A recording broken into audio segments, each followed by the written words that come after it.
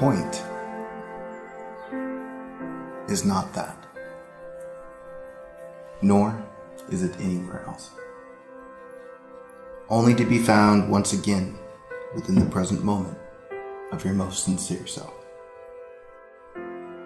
Wherever it is you are going, this will never become a something. The miracle, never delayed, blooms beyond an ending or a beginning.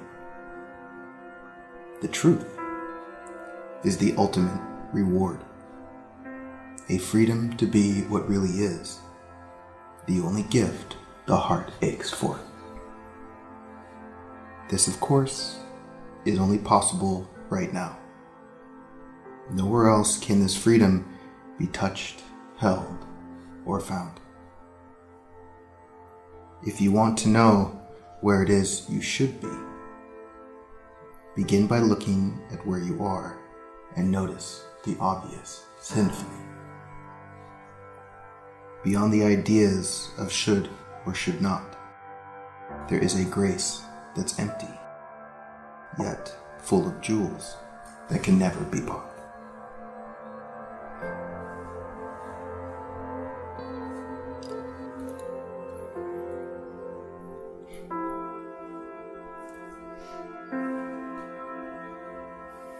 The human journey is as such that we have convinced ourselves that we're going somewhere. And in this quest, we attempt to understand the point of it all, the purpose behind the movement, the prize, hoping one day to connect with whatever that is.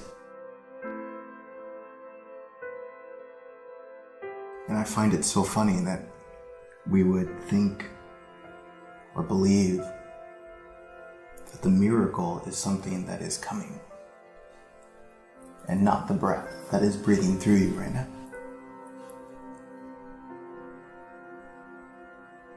The simplicity of being here, of walking on the ground. Is this not enough?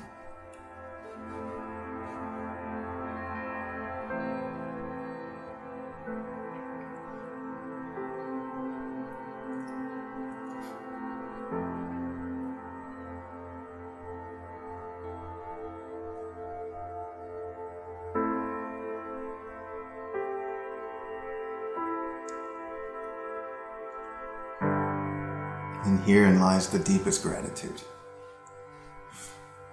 Not for whatever it is we think is coming, but for everything that already is.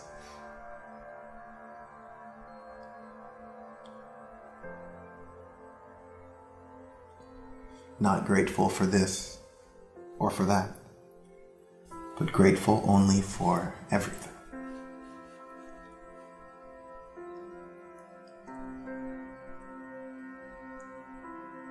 And when we touch this gratitude,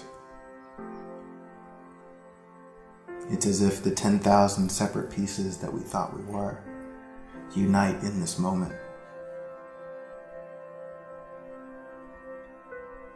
And we see with a profound clarity that simply there's nothing missing. That nothing has ever been missing. We've only been looking for that which doesn't exist.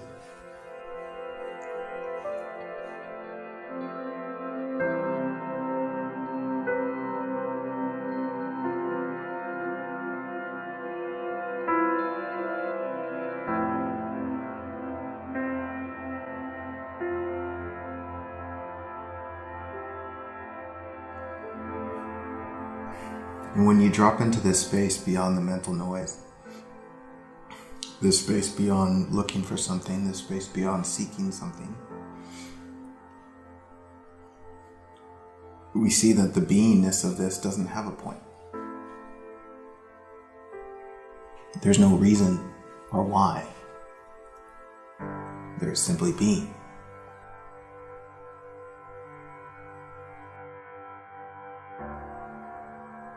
I'm convinced if you ask God, why do flowers bloom in the springtime, He will simply say, I don't know. This is just what they do.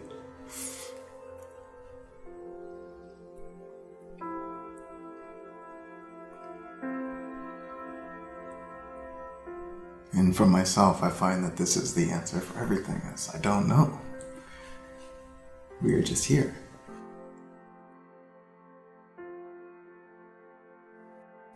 But we can see that movement in the mind that feels like there's something to be known, something to grab a hold of, something to reach out for.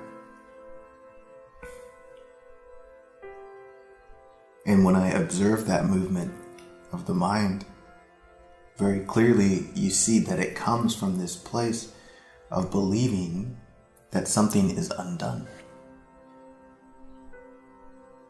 That there is something else beyond this. And it's so funny.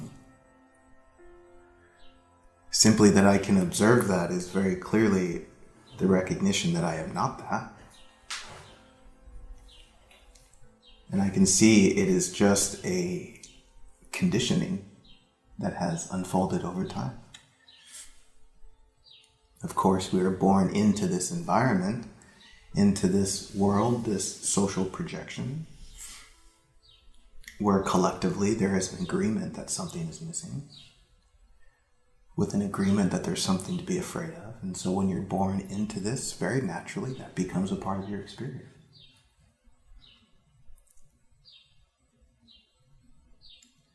And quite honestly, there's a profound appreciation for it, because without that, there would not be this discovery. And so there doesn't need to be any movement that wants it to be other than what it is or thinks it should change. Because when you see in yourself that you have woken up to this, you see that there was nothing wrong with that. That it has laid the stage for such a blooming.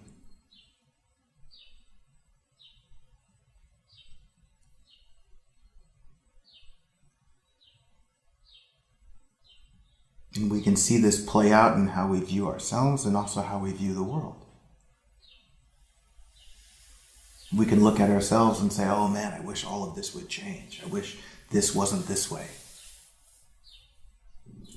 And if we do that, then by default, we look out to the world with those same eyes. Oh man, I wish this was different. I wish this never happened. Not seeing that whatever is arising is laying the stage, the foundation, so that this discovery might actually be seen. And if the mind got its way to remove all of this that you think is ugly, there would be no discovery. There'd be nothing.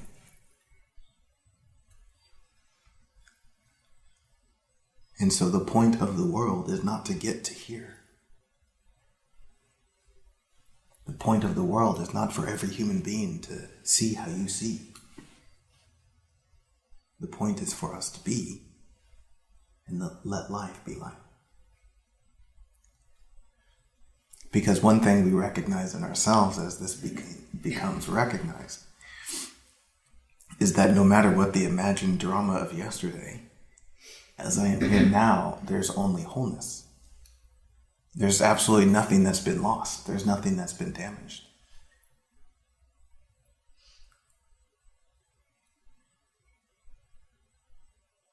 In seeing what is seen now, there's a recognition that I would go through it all again to connect with what this is. And if there is not that recognition or that appreciation for all that was, then there is clearly a deeper seeing waiting to emerge.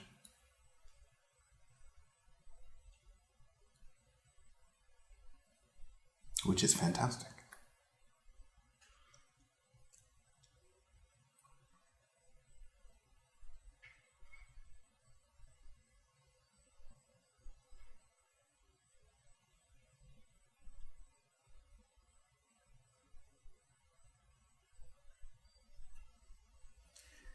So I want to speak a little bit about the purpose.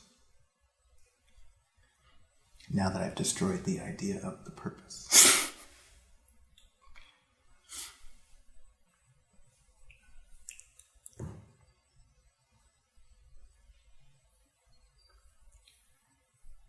Because even though we can see the complete nature of all that is in this moment,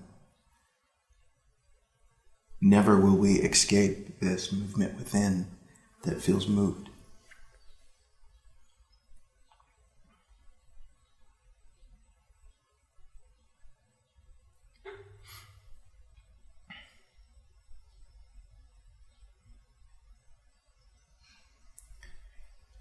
And to speak about this purpose for your uniqueness, for your perceived individuality,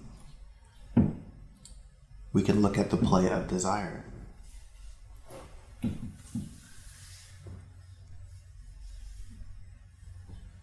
Then it always cracks me up when I come across the message that one should rid themselves of desire, or to deny desire, or to reject it.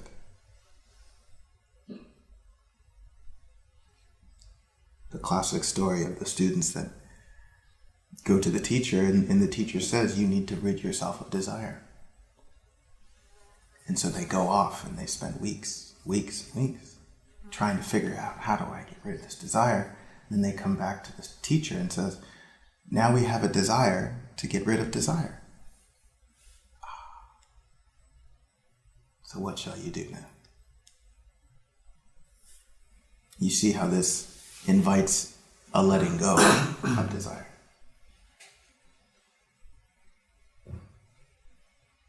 A distinction between natural desire and built desires. Yeah. When you identify with desire, when you think it is yours, it becomes destructive. Because then it is used to complete oneself, which means it's moving from separation. And so the desire itself, again, splitting it in two for clarity. The first part is always the same for every being, which is to recognize the I am, to connect with the truth of the self. This is the motivation for everything. And then the other half of that, which completes the circle, is to express that recognition, to express the beauty that is seen within, to let it move through you.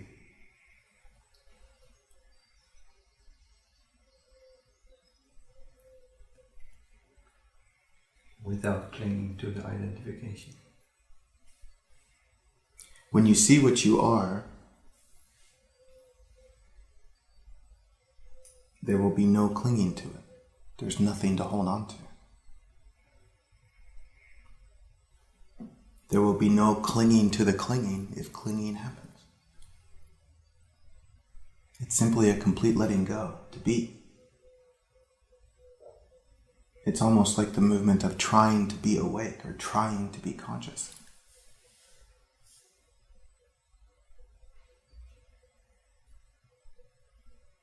Such a thing only puts you in the opposite state. Like wanting this is to say, I am without that. Can I say something? Yeah.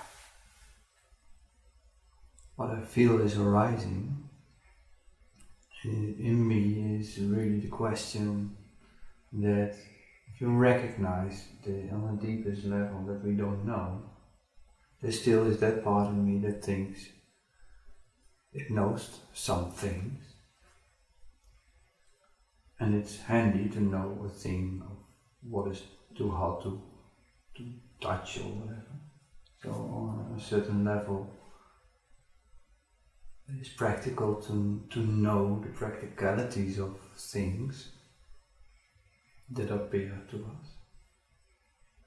And in the same time, recognize that we don't know. Beyond that, we don't know anything.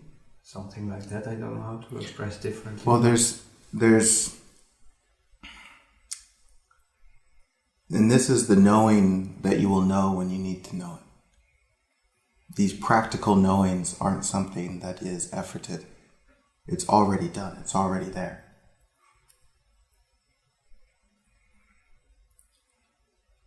And so all of the knowing that is desired from a practical standpoint is something that doesn't even need to be efforted towards. It's very much like in school, from my experience, was an absolute disaster. I had simply zero interest in knowing all of these things. It wasn't relevant to me. And I could see that even to my future, it wasn't relevant. And plus I remember recognizing early on, even like the history that was being told, there is something inside that says, this isn't even true. This is somebody else's idea, passed on. And so in that, I completely disconnected from any interest in knowing it and got in all sorts of trouble with these things. And then eventually, when I needed to know something, the knowing would come. Like writing and these things. It's like it amazes me to write and to, write books and stuff, because if you looked at my education, that would seem like an impossibility. But I remember the effortlessness of it, because the sincerity was there. Then boom, everything that's needed to express that comes in. And my encouragement for others, or even those that I participate in that process of blooming, is to disregard that which is not interesting to you. Stay with what excites you. Stay with what you're passionate about. It's very similar to like building a company and working with a team. You find what people enjoy doing and fill the gaps. In this way, everyone does what they enjoy doing. It's like if I have a yard that needs maintenance, there's no way I'm doing that shit. I will find somebody that enjoys that and pay them, and they will be out there.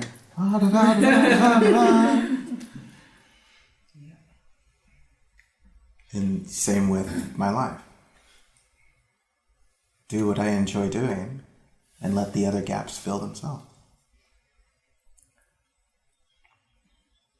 And that which in appearance seems like something I don't enjoy doing, but yet may appear that it needs to be done, I simply wait.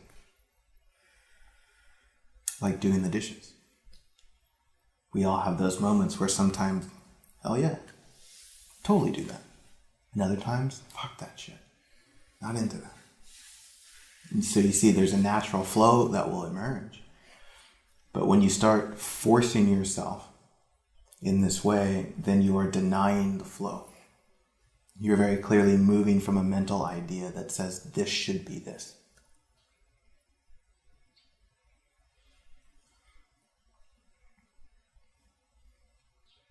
And you can even move in things that seem challenging from that same space of joy, like yoga. There can still be an element of perceived resistance, but within an excitement and a passion to push through that. And I find the more that one opens up within themselves, it doesn't matter what arises in your experience, because you see it all as an opportunity. And so naturally there is this greater openness to move with whatever is arising, and much less of a rejection.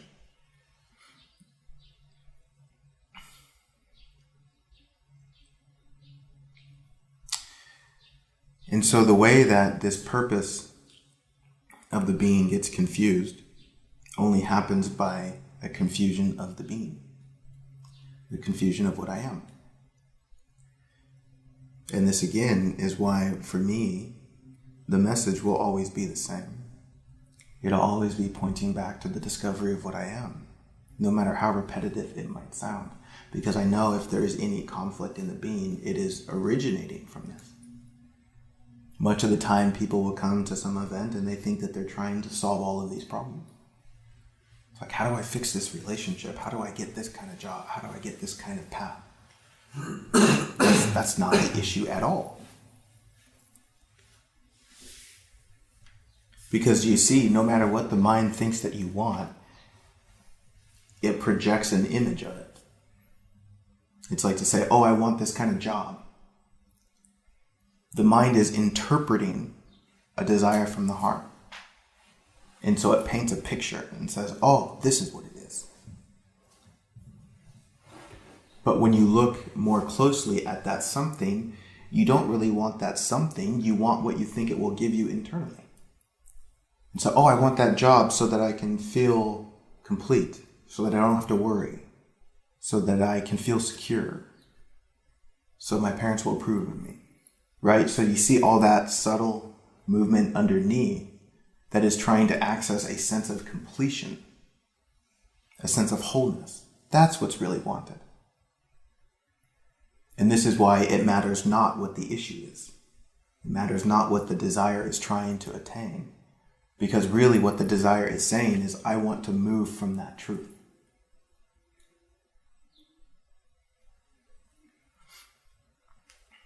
But when the mind believes in its images, then it reaches out into the next moment, looking to grab a hold of something, looking to take control of someone, looking to change something. And this is simply coming from a self that sees itself as separate. But when you see that everything that you could possibly desire is already what you are, because it's not the something, it's the state of being, there doesn't have to be any reaching. There doesn't need to be any withholding of freedom to anyone else. There doesn't need to be any manipulation or control.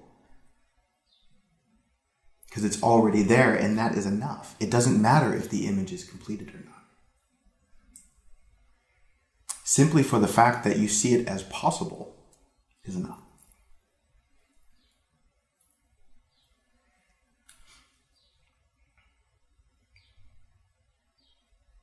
And so this is where we get profoundly honest with ourselves about the play of wanting or desire, and acknowledge that it's not really that. Yes, it's a fun image, but we know even the image itself isn't it.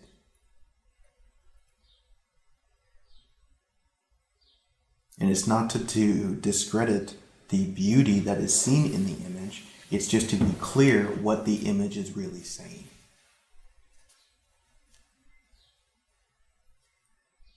For example, and this is where we start to get really confused on our spiritual path, and I can only speak from experience. When this sharing first started, it was rather serious in nature, which is part of the play.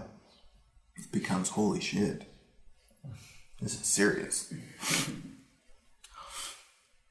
And what happens in that seriousness is there's a restriction for the human being, for the realness of being a human.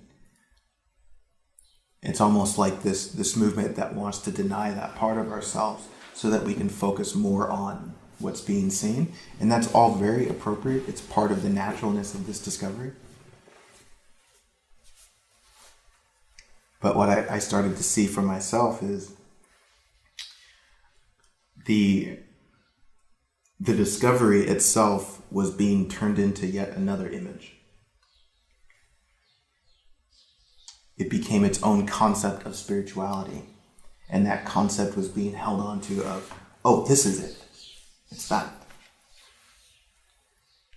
And then over time, that becomes its own burden. Because it's something that is fixed, like an image. There's no life to it. There's no fluidity to it. There's no openness to it. And as the weight of that, like all things, will become too much to bear, it collapses and we say, fuck spirituality. Which is perfect in itself. Yes, fuck the idea of spirituality.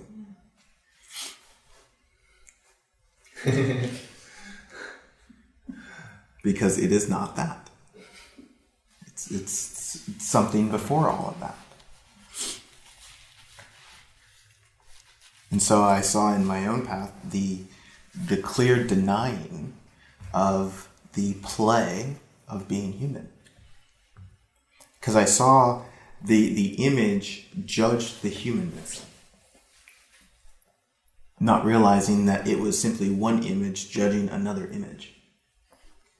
And the real truth of the discovery was the collapse of all of the identification that said it was this or this. That there was no separation between the naturalness of what is about the being. And so for me, it was, in a way, a switch where a deeper level of freedom to be a natural expression of a person. Because I saw that could not be denied. The play of personality, the play of character. And in the release of that, I found this deeper level of joy that released my own nature from any sort of prison to play. And you see, this is so fantastic. When you release yourself in that way, there's no more self-violence. And if there's no more self-violence, there's no more violence projected. It doesn't mean people are going to like you, that's for damn sure. But there isn't an inherent movement to be unkind. There isn't an inherent movement to judge. There's just an openness that allows people to like, dislike, agree, disagree. It just doesn't matter.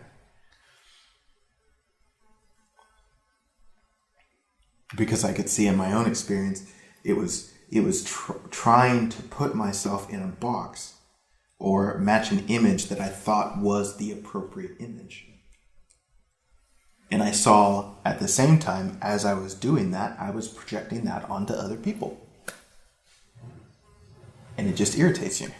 It just pisses you off. Because nobody stays in that image. And again, it's your own irritation with yourself of not staying in that image.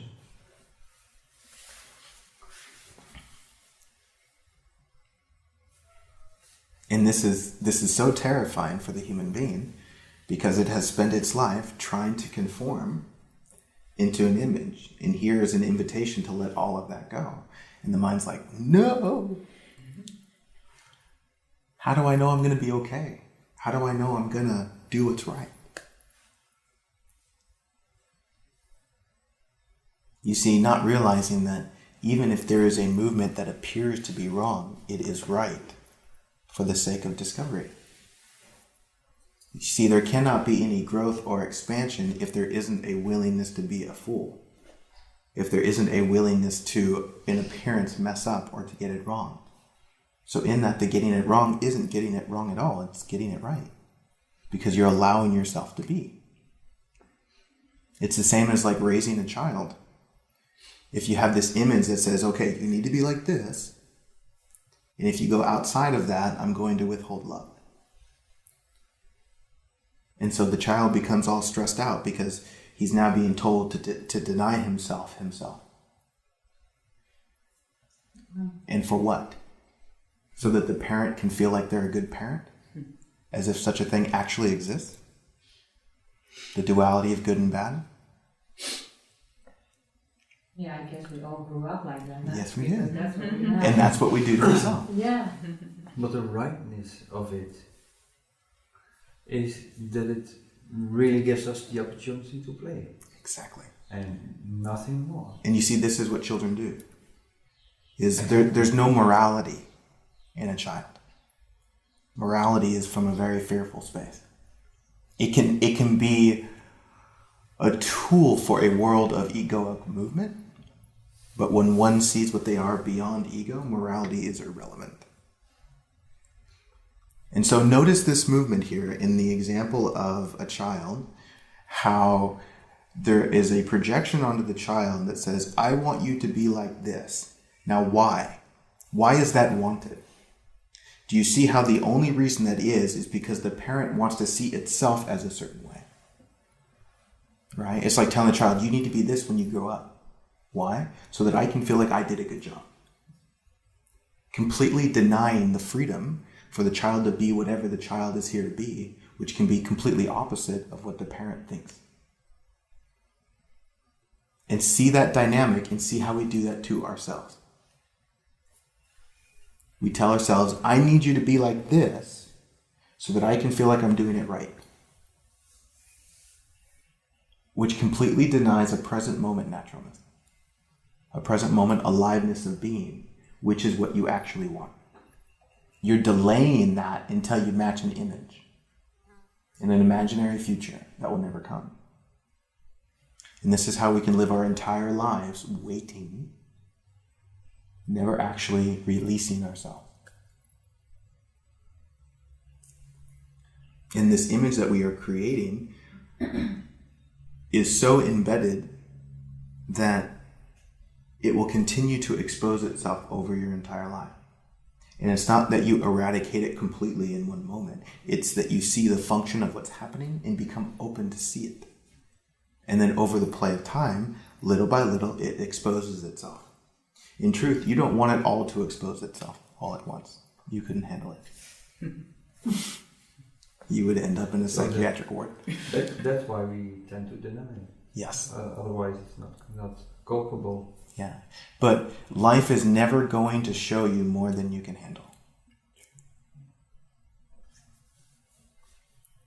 And so look at these constructs that we've created as it relates to our idea of the point of life.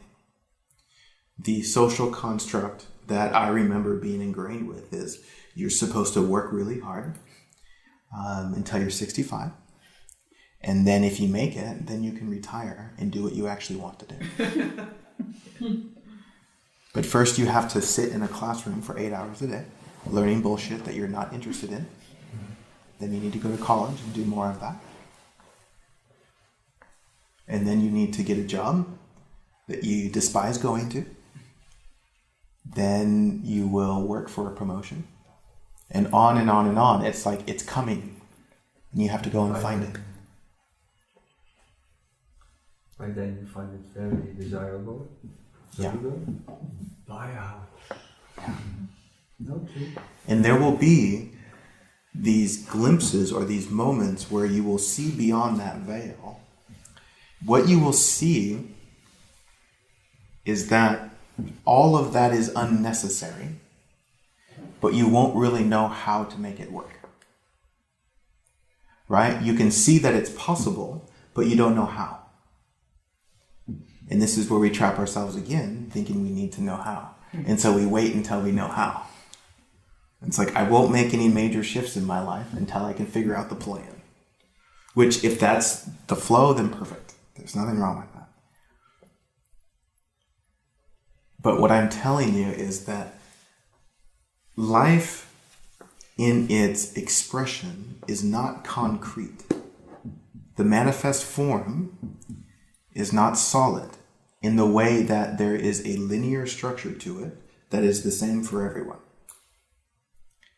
Essentially, it responds to what you believe is possible, and it responds in the energy that you move.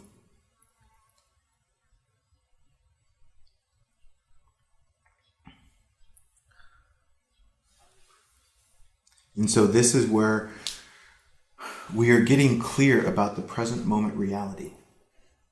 What is actually true? What is actually real? Because if we're trying to get clear about the how, then you're looking to the future. And the future is not where life is. It's not where the truth is. But the deeper you go into the truth of this moment, what is actually here, what you begin to notice is that this is true all the time. Because it's always the same moment. And so rather than trying to figure out the future, get clear about this. Because this never leaves. This stays. Even if you forget it, it's still here. And now you're not trying to manage your future remembering to make sure you remember tomorrow. You see it's actually irrelevant.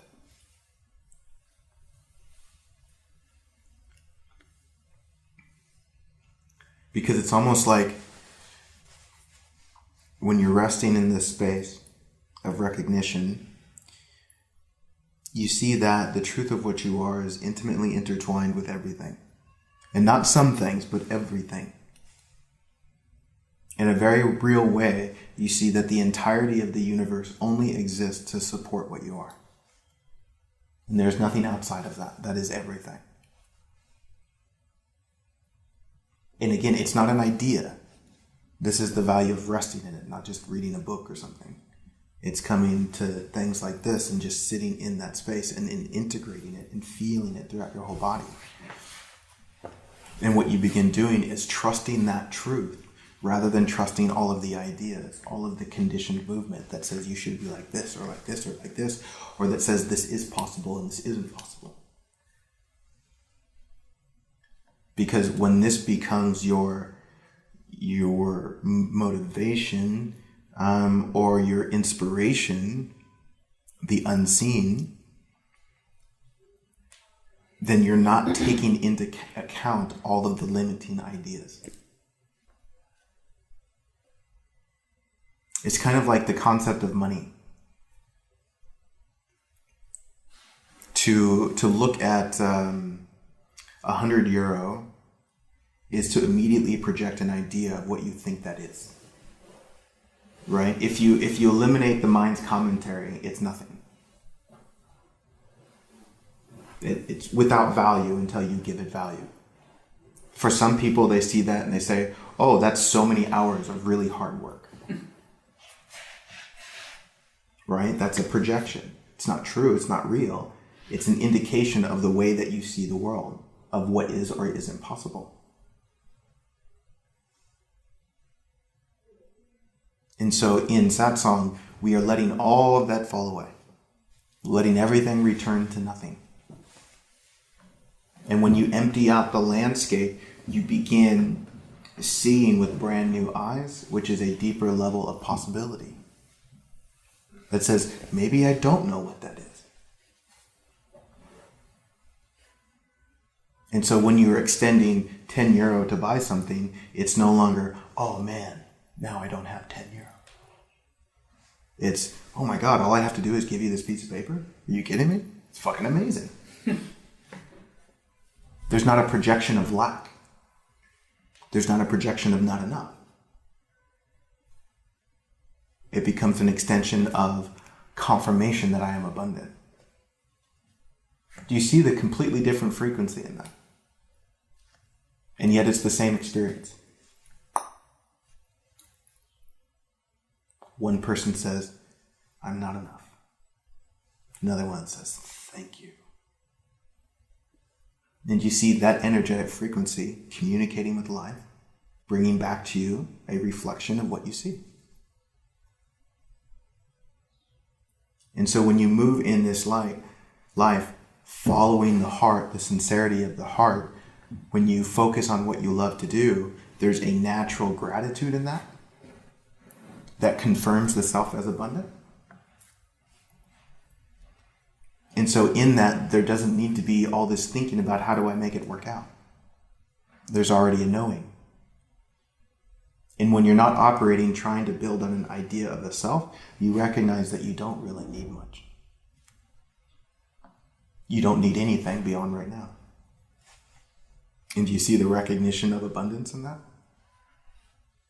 To not need all this stuff to reaffirm an idea of someone?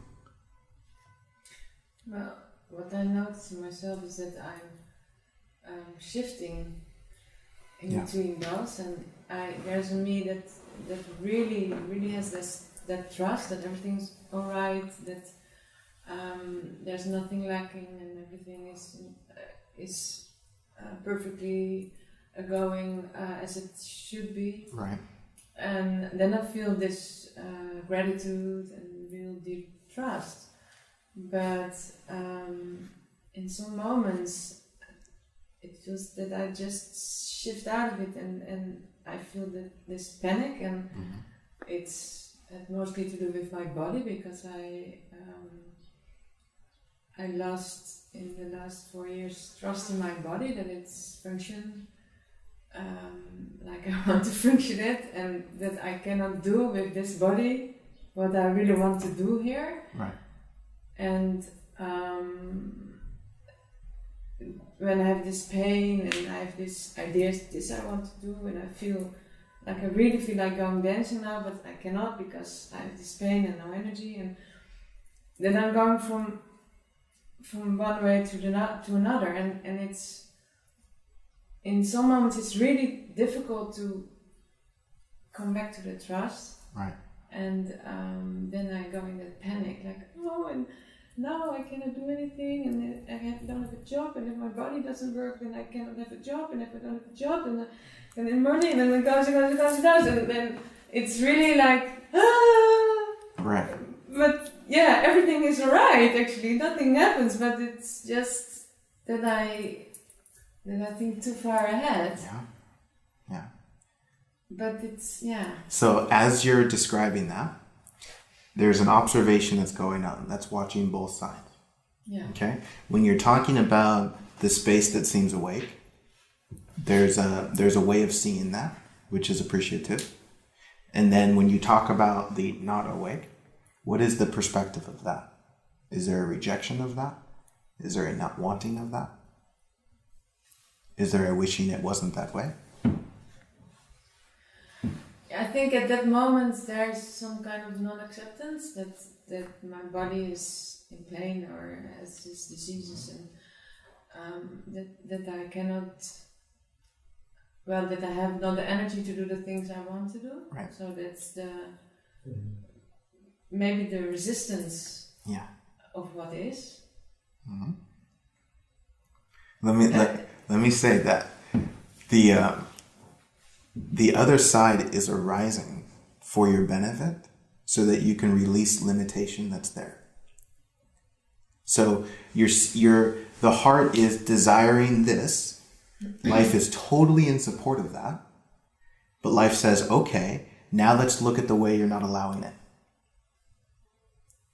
And so this other part has to arise so that you can see it. But if you see this as arising as a threat, then you won't really look at it. You'll try and get away from it. You'll try and change it. You'll try and blame it as if it's in the way. But that's not what's in the way. What's in the way is your rejection of it. Yeah, and maybe also some fear that if it doesn't change, I mean, I feel like what I am here for to do, I cannot do in this body. I mean, it's sometimes... You can't. That's very true. And so I mean, with this body, I mean... You still can't. What you're here to do has nothing to do with the body. No, in a way I know, but it's just that I feel like when I'm totally exhausted or have pain everywhere, then I feel so bonded to my body and I feel stuck. Which is so fucking perfect. But it's already for 4 years, so it's such a long time, and I'm impatient, and then like a long time compared to what? To my patience. Exactly. Yeah. Right? It's only long because it's compared to an idea.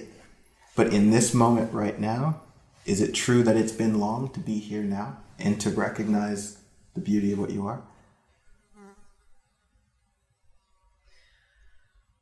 No, because it teaches me a lot. I mean, I also have really, really deep insights because of it. And I had, like last year, I went in total surrender to it. And that was really good because great things happened then. But then that's what I mean. Then I'm total surrender and then I feel, okay, everything is perfectly fine. And then, I don't know when it happens, but then I can shift like, no, it's not good. And so I feel the panic. Right, but in your observation of what has been, you see that has contributed to the discovery. Yes. Right? So next time you go into it, an appropriate response would be thank you. Rather than fuck you. Yeah, and I can be thankful for it, but it's I think it's somewhere down a very deep fear of not surviving. Yeah, that's why it's arising, because there's a deep fear in there of not surviving. And so life is saying, oh, look what we found. We can send love to this. We can heal this. You see, and this isn't you, and this isn't you. Your clarity and being thankful, that's not you. That's an expression of perception. You being totally confused and in pain, that's not you. It's what's being observed. What you really are is allowing both sides. When you start identifying with this one, saying, ooh, this is what I want to be, this is who I want to be, then this is going to suck even much more. Right? It's like the summertime comes out and you're like, fuck yeah, I can go outside and play. And then the winter, fuck, I can't be that person. But haven't we had beautiful moments in the winter where we just got all cozy and put on some movies and just enjoyed the space? And then when you fall into the presentness of the winter time, it's no longer the winter time. When you fall into the presentness of pain, it's no longer pain. And that's something, from my experience, has been the greatest teacher. My body's been completely busted up.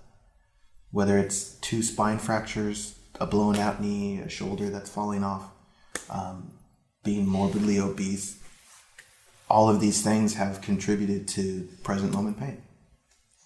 But the pain isn't what I am. It's not in the way. It's actually a great invitation to be still and to see what it really is. And the discovery I find in the pain is the truth of all pain.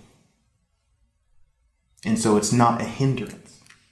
It's not in the way. It's a gift.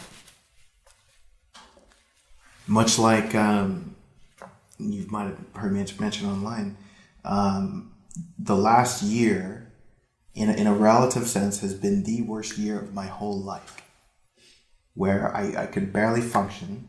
I laid in bed and watched movies. There were times where I was rolling around feeling like my heart was being stabbed and like physically ripped out of my chest. But still this inner knowing that it's okay, that it's time for that. And so not so much, there's resistance that emerges and all that, but there's a recognition of that. It's like, wow, I see that. I see that there's this movement that doesn't want it. But right before that was, as it relates to my sharing or my expression, was the most fantastic year. And now coming out of last year, I'm going on tour with a deeper passion than I've ever had in my whole life. It's part of it. It's not in the way. And so when we include it into our expression, which really brings our expression to a deeper honesty, a deeper sincerity, where we're not trying to be this or trying to be that, we're just being and seeing the equality in all of us, that gives a power to your sharing.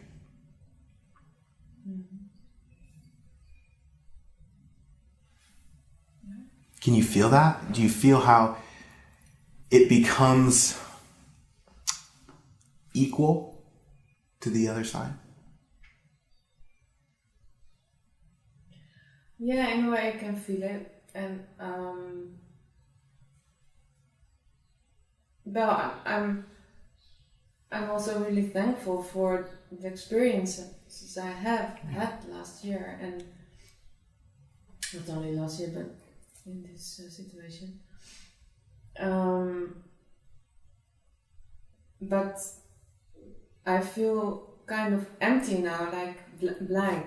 Good. No idea which way to go. Good. And the thing is that I have no job. I have no partner. I have no kids. I have nothing to be tied up to. But so I'm actually totally free to go anywhere I want. Yeah. And still I don't feel that totally free. Good. And that's what surprises me. And but I'm really. What is emerging is a deeper level of freedom. Yeah. The idea of freedom that we've had is being ripped away to expose something more sincere. And life has to empty you out.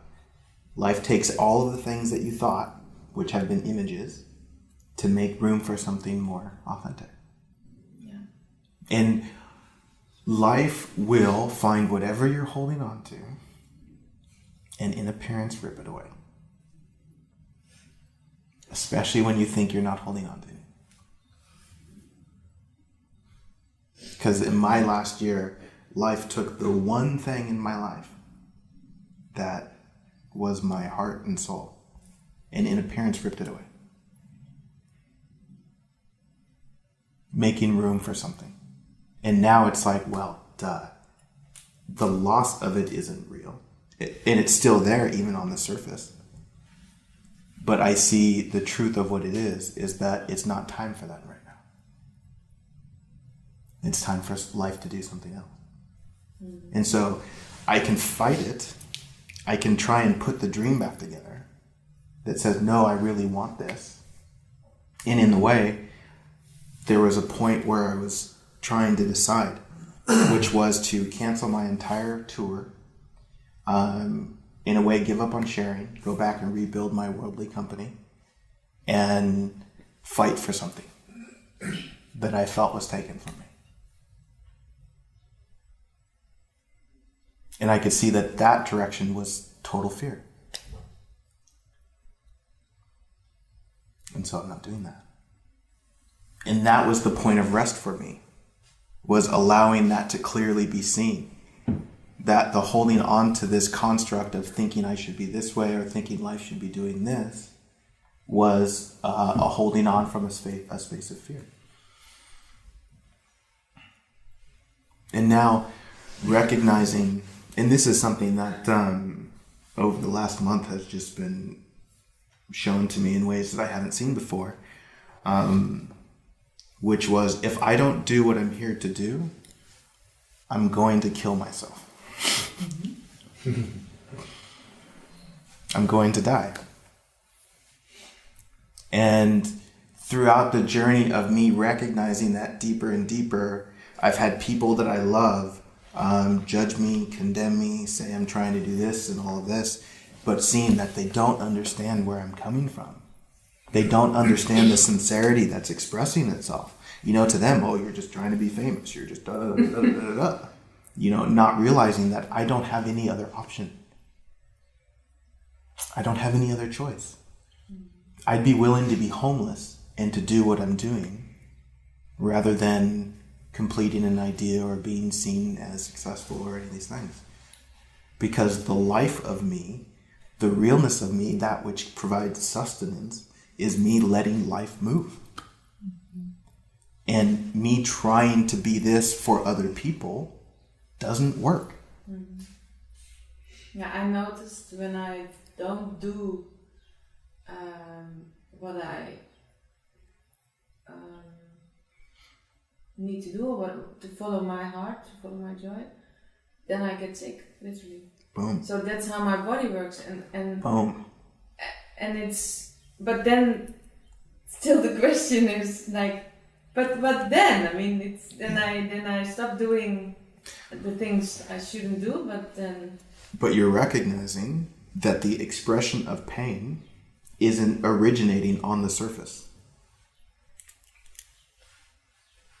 Correct? Can you explain? The expression of your discomfort or pain in the body isn't originating from the body. No, it's from the soul. Right. And so what's happening in the body is an alarm to get your attention, which says, nope, you can't do all this other bullshit because you have to deal with the present moment experience of your body, which is to shut you down, which is to stop you from moving so that you can see where it's coming from. Yeah. And it's pointing to how you are seeing yourself, how you're seeing the body. Because if you see your body as separate, then it will express itself with conflict. But understand too,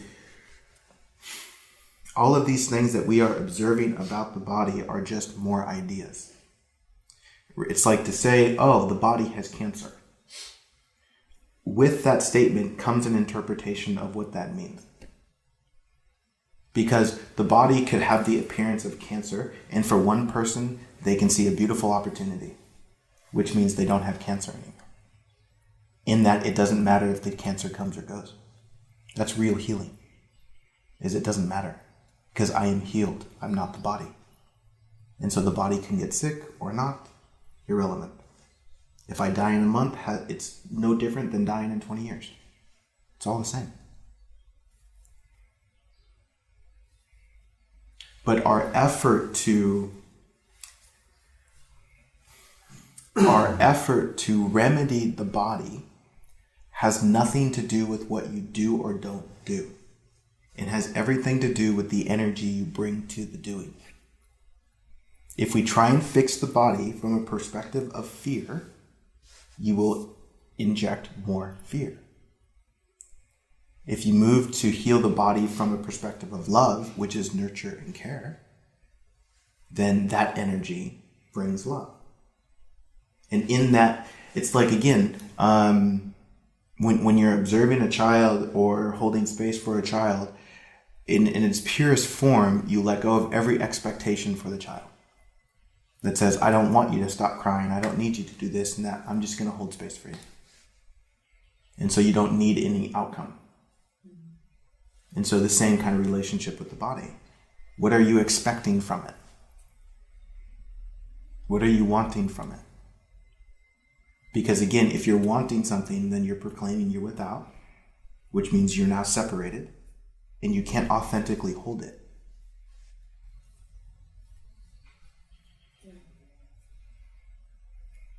You see, it's just more love. More authentic love without the bullshit expectation. And it feels good. Yeah. But I will say that even though in appearance it seems like you don't know what to do, you do know. It just scares you. And so subconsciously, because that fear is there, we push it away. Not wrong, not right, not bad. It's just what happens. But as you hold yourself with more love, you're inviting it to be seen. It's like your purpose in that way is never in question. It's never not known, because it is what you are. Sometimes I try and convince myself that I don't know. But it's to avoid what I'm afraid of, which is moving in a way that embraces the unknown and does what I'm here to do. And again, what I'm here to do isn't a form. It's not a something. It's a being. Right? But the mind creates an image of it. It says, oh, it's this. No, it's not.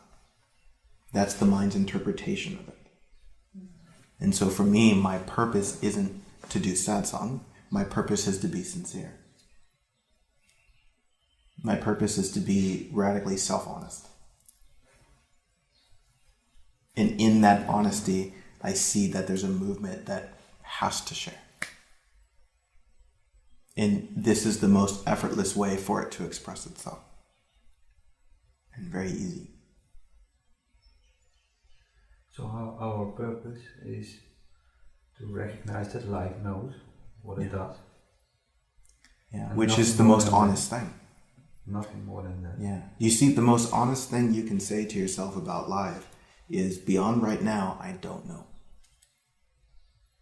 Well, what I every time gets back to me is when I meditate on it or just try to connect, and every time it comes back to love, like to the self-love, and I get the message in many ways. There it is again. Okay, a little bit more self-love. Yeah, and so now see the perfection in this. You see that that's the point in a way, right? And so it's so perfect that you see that, and then comes the non-love, right? It's absolutely perfect that after the recognition of that, there comes the experience where it appears that you're not loved, so that this can merge with this. And so in the moment of recognition of love, there's no attempt to hold on to that. There's a complete opening for whatever needs to arise can arise. Because you see it as a small child within yourself that's terrified. And so now there is space to hold that child.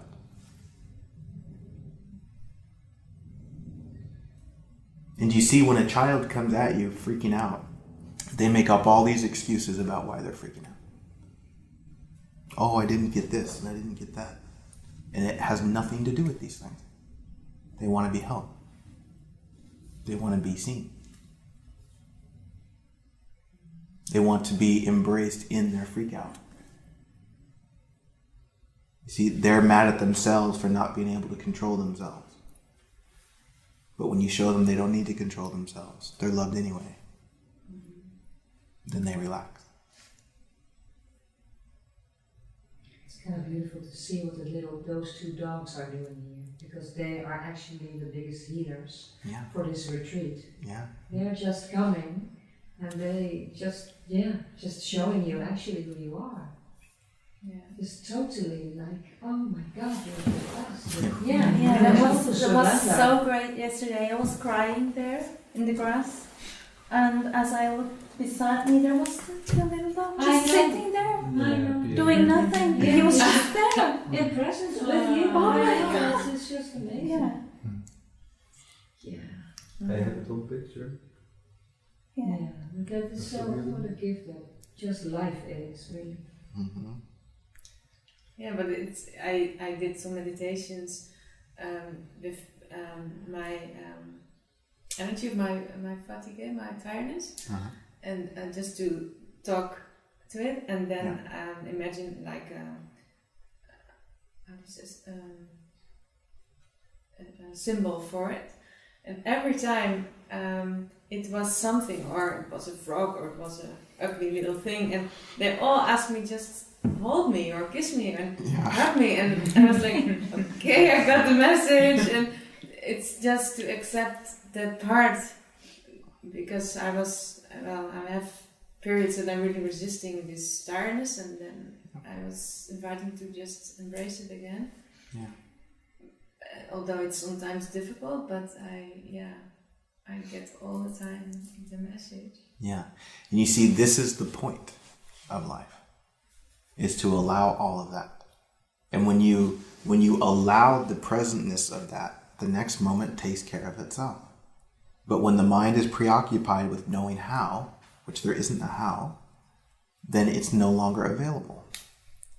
And this is why letting go of the person we think we are is so valuable, because that's the one that's lost in the how. It's saying, how can I protect my idea of myself? But when you see that that's not even a something, this is the only thing that's real, you come back here. It's like, for my experience, I have no clue how it's going to work out. And in some ways it was like, man, this was much easier when I had my own company and made lots of money. But I see that it wasn't easier because I wasn't doing what I'm here to do. And so we tell stories to convince ourselves it's easier. Mm-hmm. But it's not, because I have way less than I've had then, and I'm so much more full of life now. And so in that, there's a willingness to not have anything and see what life wants to do. Yeah. And we've all seen the magic play. We've seen the things that arise out of nowhere that are completely outside the scope of the how. In our how is just a projection of limitation that says this is what we thought was possible yesterday based on a very limited idea, which says life is not fucking amazing. And then we project that into the future, which leaves no room for life to explode. It's like, for example,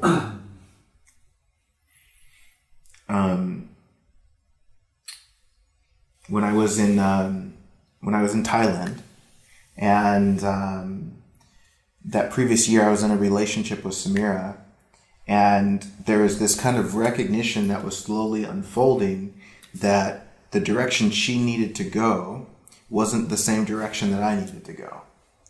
In the way of, she was desiring to be kind of grounded in one spot. It's like we wanted to be together, but inside of her, she wanted to be grounded in one spot.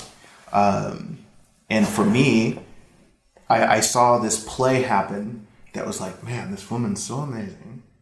I really do love her. And there's this movement that does want to be with her. So is there a movement of compromise where maybe I do go back to California and ground out there? Maybe I do stay in one spot, but there was something that wasn't really resonating.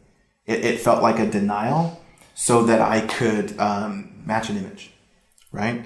And I could always hear the conditioning in the back of my mind that says a relationship should be this, or it should last, and all of these things. But the truth of the experience is that that's not what was real. What was real and joyful was that in my life now, I need to move where I feel led to move. And that was kind of like before I even engaged in the relationship, was like, this is my priority, sharing. And I'm not interested in being in a relationship where those two things can't work in harmony. And I'm not interested in a long distance relationship. That's where it's at. And so the time together that we had was a beautiful opportunity to hold space for each other, as there was something that I was going through that was just extremely difficult, and she was also going through something that was difficult. And so we had time to just hold space for each other, which was really, really beautiful. And then there was just a naturalness of, oh, okay, not going to happen anymore. And for me, such things aren't that difficult, letting go of relationships, because life's amazing. And life always brings a match, and so it's not a big deal. And then, to let that go and be like, okay, yes, there's still this desire to connect with someone.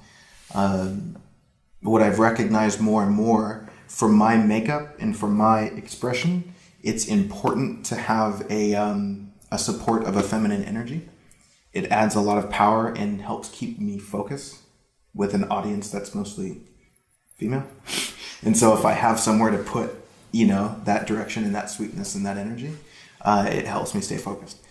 And so then Janine invites me to come to Switzerland, and then I get this message from Martha, which somebody I had never met before. She was just saying thank you for a video that she saw. And we just started, conversating back and forth. And then immediately there was this, something that I can't even describe. Just something that said, I need to meet her, right? Not even necessarily from like a relationship standpoint, but just some sort of confirmation. And then made arrangements to go out there as we were talking, and it was very clear that there was something there. And then boom, after a few days being together, I proposed to her. It was just obvious. Oh, of course. And never have I met someone that was so on the same page of where I'm coming from. Like to the degree that I didn't even know it was possible. Because not only is she coming from the same space, but she's doing what I'm doing. She's holding Satsang and yoga and all of these things. And she's completely grounded in what she's doing. And so she doesn't need anything from me, right? She can just hold space and support. And then, we did a retreat together. And it was just the most amazing experience of sharing with someone. And so it was like a no-brainer. What was seen was that the expression of that wasn't about me as a person, as it was about support of the beingness to share. Right? So the coming together of that wasn't for me. It was for all. Right? So very non-personal. And again, a recognition of not knowing what the future holds, but allowing the play to be there. Right? To not deny myself the humanness that wants to devote my life to her, but also acknowledging the mystery that we don't really know. But we can play. And see, that's something that cannot be strategized. It's completely let go of, but with an acknowledgement of that feels really good. And the more of a person there is here, the more that person will get in the way and try and make things happen. And so that sort of example is no different from doors opening in your experience to allow the heart to move. In very powerful ways. Very, very, very powerful ways.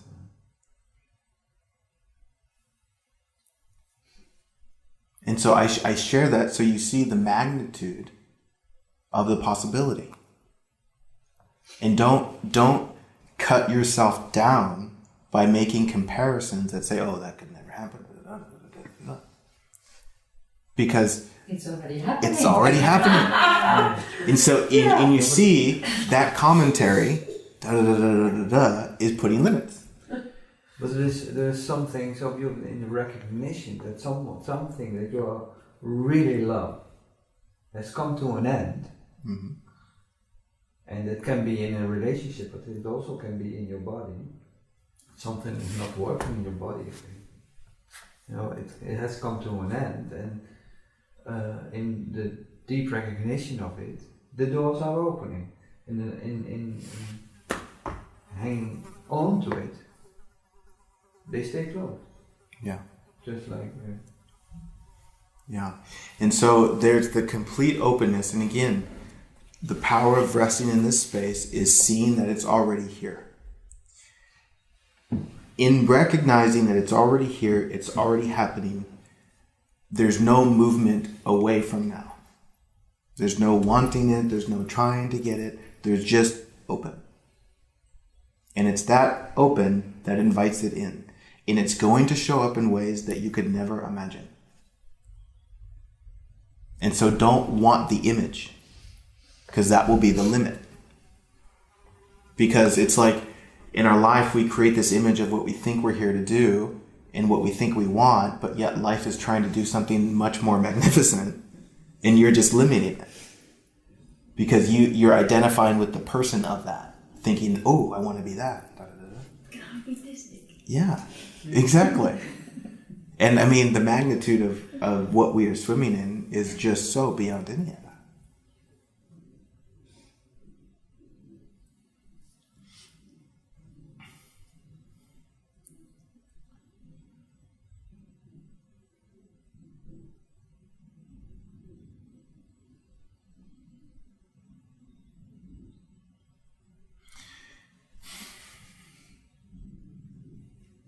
The other side of this coin is the ripping away of the illusion. That cannot be denied. But it's part of it. And it is only illusion. And so we can even be open to that, even though it can be terrifying.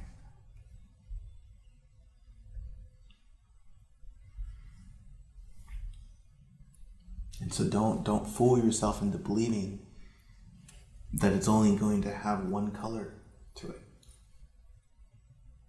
It's like the hardships that we encounter, the difficulty, this is never going away. What changes is how you see these things. You see that the only thing that happens in life, in one way you can say, is each moment a bubble pops. And then you interpret. You tell a story of what you think that is as it relates to who you think you are. And the way that you are perceiving it is a reflection of your own perception of yourself. And so that's what we are attracting to us. You know, it cracks me up when someone experiences hardship and we say, well, why did you attract that to yourself? As if that something is really a something. You don't attract circumstance, you attract perspective. It's like somebody gets in a car accident and you say, why did you attract that? No. You don't even know what they're seeing through that. Someone gets sick. Why did you attract that? Maybe they see it as a beautiful opportunity. Fuck yeah, I attracted that. It's great. You see, when we view other people's circumstances, we don't see their circumstances. We see how we would see ourselves in those circumstances. And so when you see that, again, there's an openness to have anything arise that needs to arise. And so you see this. In simply recognizing this right now, that nothing actually happens, it's just perspective, there is a fear that completely drops from your experience. That simply doesn't fear anything that might or might not come. Because the only thing that's going to happen is how I perceive that happening.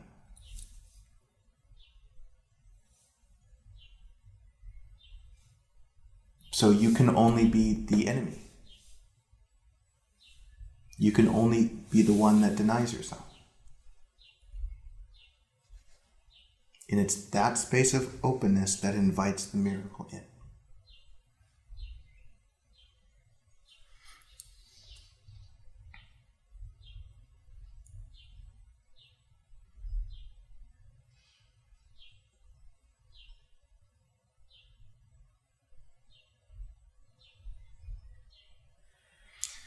Do you see this, that you don't see other people's experience? This cracks me up so much. You only see yourself. Every time. You can't escape that. You can only experience your own experience. Exactly. There's literally nothing that exists outside of your own energetic frequency.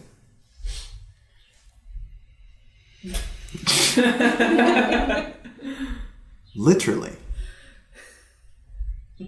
When you see other people, that is happening inside of you. That's You're where not there. No, it's just you. And see, the more I identify with this that is separate from you, the more I try and defend this. So I'm defending myself from myself, which is only to create lots of tension. It's like God defending itself from God. It's absurd. And then God wakes up and goes, oh, that was silly. And nothing lost in the process. It's just a little confusion. And so as this arises for you, this discovery, and you begin to see this way, not through a mental intention, but a naturalness, you encounter other people in appearances that are pissed off with you, are pissed off with your way of being, which serves a purpose for you to just extend love. Because you see yourself. It's the classic, Father, forgive them, for they know not what they do. If they saw that they were putting themselves on a cross, they wouldn't be doing that. So they're not aware. Immediate forgiveness.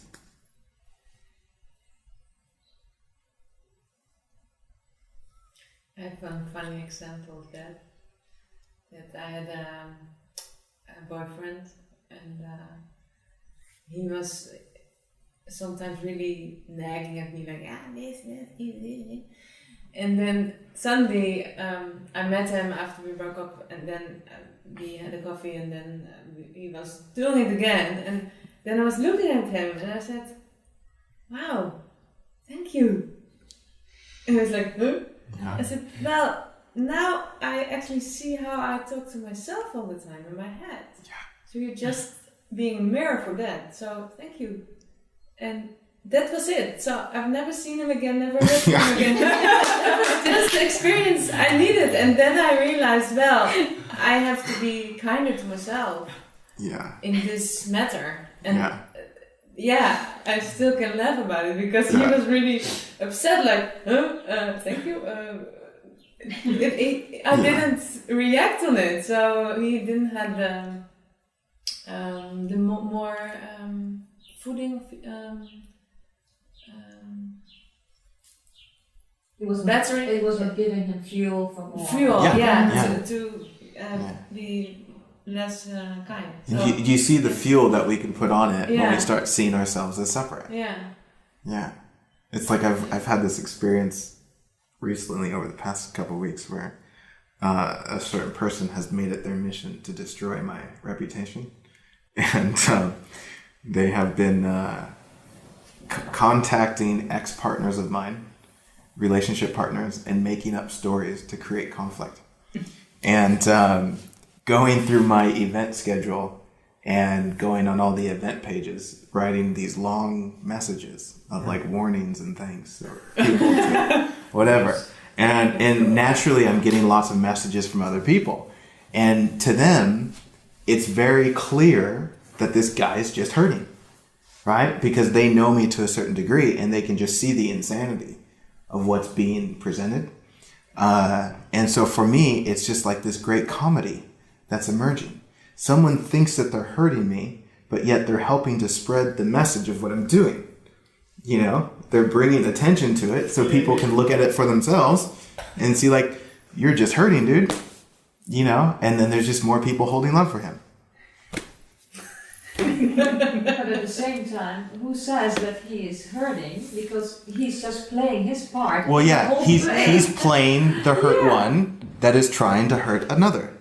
And when you see that the projected hurt isn't about you, then there's no taking it personally. There's no trying to defend. Exactly. There's just holding space. But maybe he's not aware he's hurting. He is really like he wants to warn people.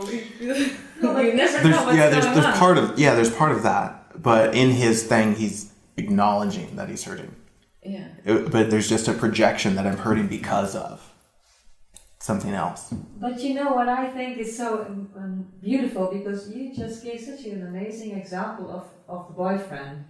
And isn't everything, whatever is happening out there, you know, like even this guy and the seeming role we see that he's playing, but he's not fucking playing that role for himself. We all interpret whatever we feel, and it's not about that guy. That guy's not even there. It's playing his role. It's exactly just only playing a part. And yeah, when you have something in your own life which needs to be seen, then you just take something out of that story, you know, and if not, you just let it go by. You don't even... Yeah. And what you see is that, and I made a video about this the other day, that if you want to express yourself with the world, then you're going to get responses of all colors, right? It's like when I write a book and someone likes it, they like it because they like how they interpreted it, right? If someone doesn't like it, they don't like how they interpreted it. It literally doesn't have anything to do with me. No. And so the expression of what I am isn't expressing to get a response. It's expressing for the sake of its own sanity. Because if it's not expressed, then suicide. And so you allow yourself to express simply for the sake of being and not needing anything from the world. And this is what confuses our expression, is we're trying to get something out of it, as if the reward itself isn't the ability to express.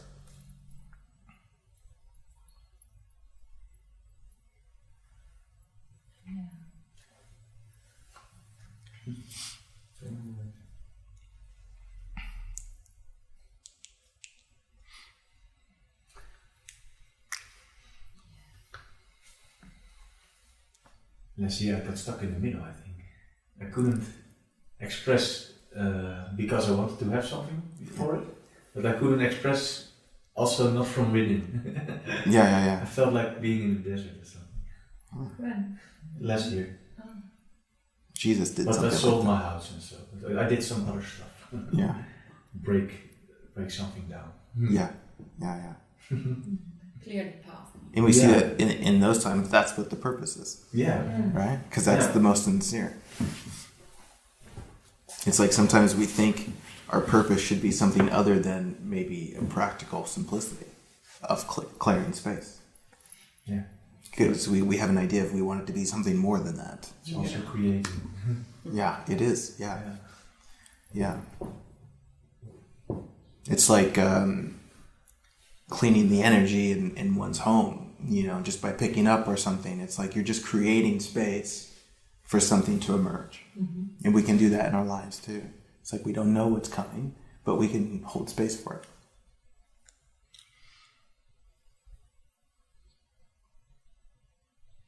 But such a freedom it gives, like the topic you're just talking about today, like, of course all of us here, we do know that there's no world outside of us, and everything we see there is something within ourselves, but we just get so sucked into it. At the same time, I experience that for myself. It is so clear and laughable. Yes. You just get so, your life gets so much more fun, you know, because you can just see the mind playing out. And then, although sometimes I can see myself for a moment, I just want to get into, kind of like automatic pilot feeling which comes up, and then when it comes up, I'm like, oh, do I want to go there? No. And then you just start laughing again, you know? So yeah, that was the gift. I just, it was really, that was my shift here, being here, you know, and I don't need to go into that story, but I needed that shift. Yeah. Really. I was very critical about myself, so I could still see all kind of things out there, and things were, what the fuck is going on there? What is there? What is there? And then, but I knew, in my heart, I knew that it was nothing about those people. But still, you are like, what is this, you know? I wanna get this. I know it is from here, but yeah, it's just beautiful to fall through that and let life, because I really asked life. I said, life, I just want to see this now. I'm just so tired of going in this game all the time. Show me now. And boom. And it was like, yeah. That's the how, because we never can do the how ourselves. We cannot do that from that space where we are in all the time. Yeah. And that discovery is the same discovery every time. Yeah. Yeah. Yes, exactly. Which is the great comedy of it, you know? The recognition that life knows everything and we don't. Yeah. And it's just, you know, coming back to that when you're open to it. And you see that when you're not in that space, clearly you're not open to it. You know, because you're wanting to be right, or you're wanting to have the correct perspective. All of this. I think it's the exercise Marta just explained yesterday with the investor. Yeah. That I noticed that I can get more easily get back to it quicker. Yeah. I used to stay into it for a long time, but now I can pull myself back really quick. Yeah. Quicker than I used to. Yeah. So that's nice to notice that, hey, it's not so difficult to pull yourself back. Yeah. It's just a matter of being available. Yeah. Yeah. And not having it dependent on circumstance. In the way of, sometimes we think if we're not in a certain emotional state, then we can't experience peace. But peace isn't dependent on emotional experience. Peace is what holds space for any emotional experience. And so if you're out here trying to come back here, but you're saying you can't until this changes, then you're just going to stay here because you're resisting the sadness or whatever. But when you completely allow it and hold space for it, it's like boom, here, and then you don't need it to be any way. You can just let it be however it's showing up.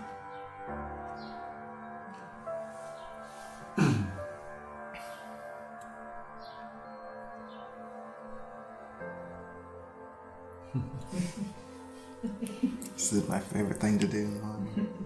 Maybe second favorite.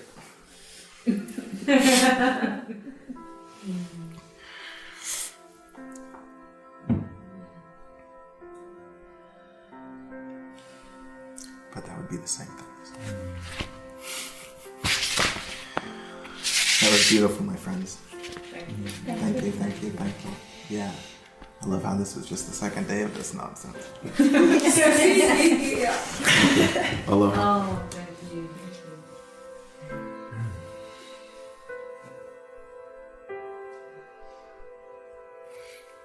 The homework or exercise for this day is, you see, I love how, as I was saying that, I didn't know what it was, and then it came. I love this life. See, I had to, and just explain this, I had this movement to present an exercise, but didn't know what it was. And so I just started with what wanted to be said, and then it came, which is the same as Satsang. I don't know what I'm going to talk about, but in the beginning I know the first few words, and I just start with that, and then it just comes. And so the exercise is to take time to recognize that whatever you're looking at is the point of life. Whatever you see is the point. When you look at the sunrise or the sunset, that is the point of life. Flowers, that's the point. And so you let that, whatever is being observed, be the gift. And recognize what happens inside. I mean, that's the point of life, being there in that moment. That's what you mean? Yeah, the point of life, I don't accept. Let me put it this way. The point of life is so that you can experience what you're experiencing right now. Okay. Yeah. Which is to completely give yourself to the experience. That there's nothing beyond this. This is it. And you'll see a great beauty emerge.